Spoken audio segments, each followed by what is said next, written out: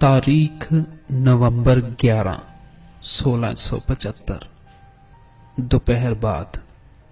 स्थान दिल्ली का चांदनी चौक, लाल किले के सामने।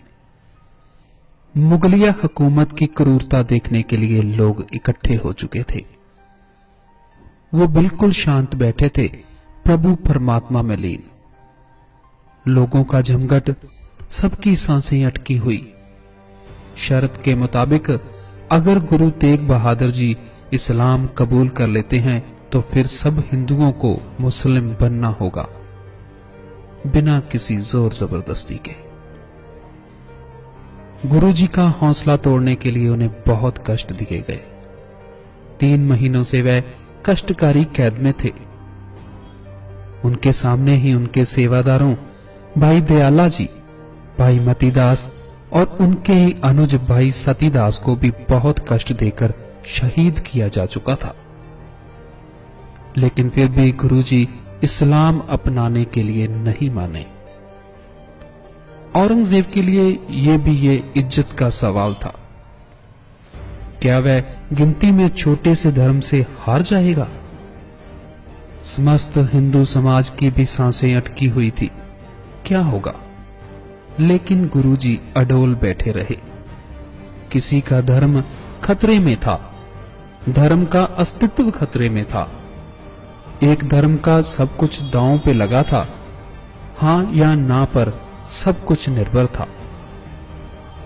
खुद चल के आया था औरंगजेब, लाल किले से निकलकर सुनहरी मस्जिद के पास।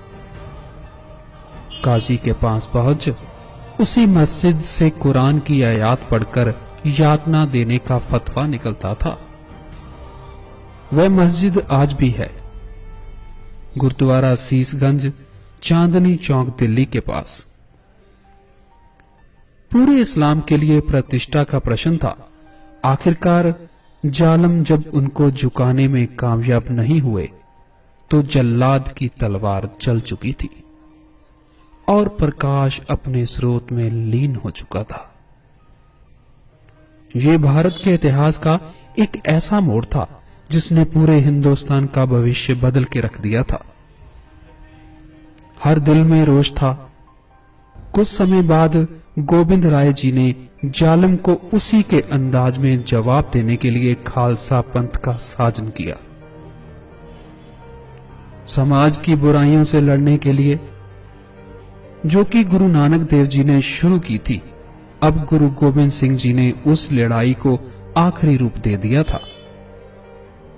दबा कुचला हुआ निर्मल समाज अब मानसिक रूप से तो परिपक्व हो चुका था, लेकिन तलवार उठाना अभी बाकी था।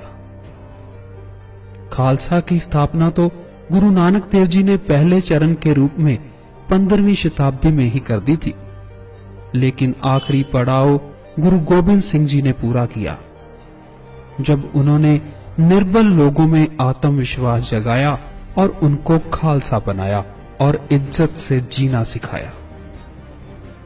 निर्बल और असहाय की मदद का जो कार्य उन्होंने शुरू किया था वह निर्विघ्न आज भी जारी है।